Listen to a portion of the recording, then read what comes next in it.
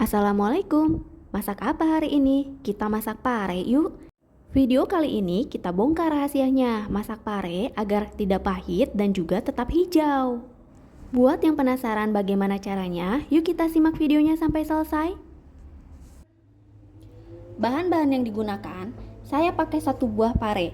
Salah satu tips agar pare ini nggak pahit, kan biasanya pakai garam. Nah, selain pakai garam, bagian yang dekat bijinya itu, yang kayak selaput warna putih atau bagian daging yang warna putihnya itu dibersihkan.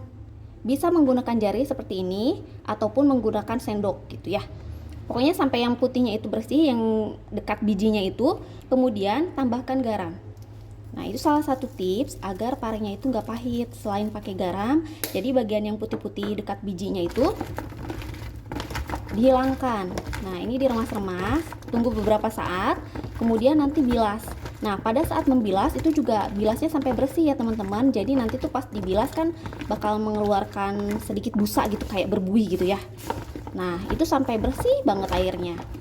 Kayak gitu ya. Jadi selain pakai garam, bagian putih dari dekat bijinya itu dihilangkan, benar-benar dihilangkan. Tips pare anti pahit. Nah, itu ya salah satu caranya. Ini kita diamkan dulu sebelum kita olah kembali. Bahan selanjutnya, saya juga mau pakai tempe. Ini saya pakai 1 bungkus tempe. Nah, tempenya ini udah saya potong-potong kecil ya teman-teman. Ukurannya boleh bebas ya. Mau potong kotak, mau sedikit memanjang seperti ini. Pokoknya saya pakai 1 bungkus dan saya sudah potong-potong. Saya juga nanti mau pakai 1 genggam ebi.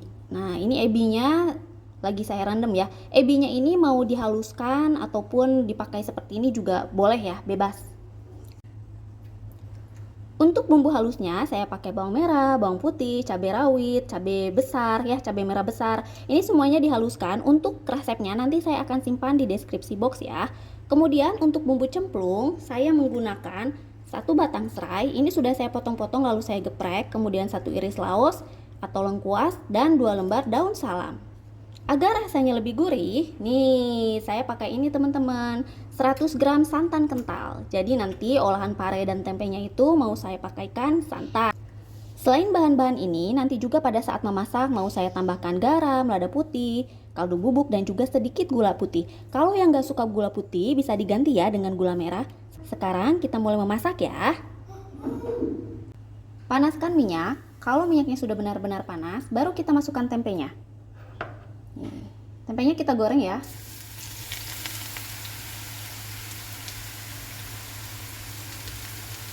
Masak tempenya sampai kuning kecoklatan, baru nanti kita angkat dulu dan tiriskan. Ini sesekali diaduk aja ya sampai tempenya ini matang.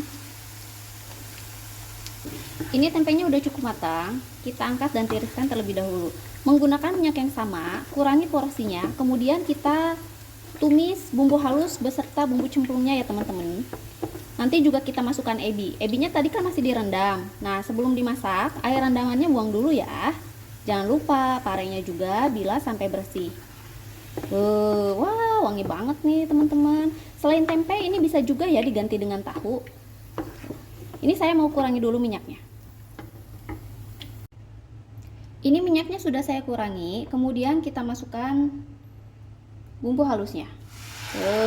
Wah, enak banget, bumbunya banyak ya. Saya sengaja bikin banyak biar menjadi cocolan.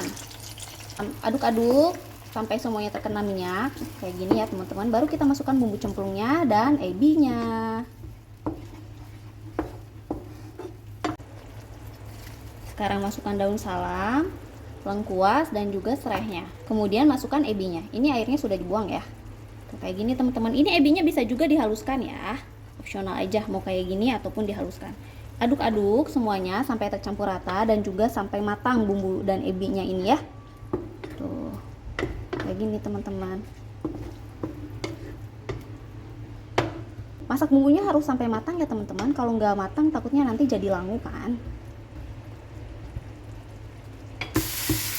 Ini bumbunya udah wangi banget, ebinya juga udah kecium, udah matang lah ya. Nih, setelah kayak gini, kita kasih dulu air sedikit aja agar bumbunya ini meresap nanti ke dalam pare dan tempenya. Sedikit. Aduk-aduk bentar, kira-kira ini airnya bisa membuat meresap bumbunya ke dalam tempe dan pare. Udah cukup segitu. Lalu kita kasih bumbu 3 serangkai lah ya teman-teman. Kaldu bubuk, kemudian garam, dan juga lada putih.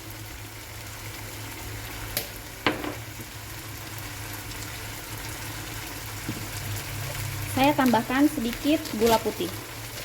Kalau nggak suka bisa diganti dengan gula merah ataupun kecap ya.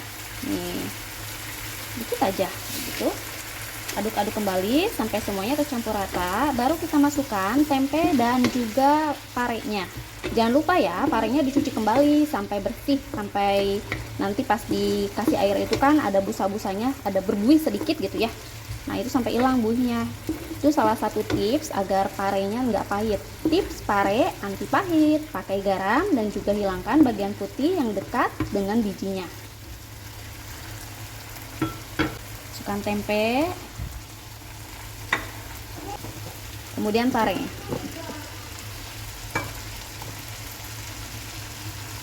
Aduk-aduk kembali ya, sampai semuanya tercampur rata dan bumbunya ini meresap ke dalam tempe dan juga parenya.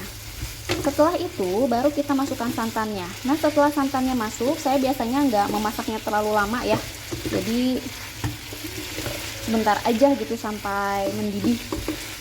Dah aja kayak gitu. Ini bumbunya udah tercampur dengan tempe dan parenya, baru kita masukkan santan kentalnya.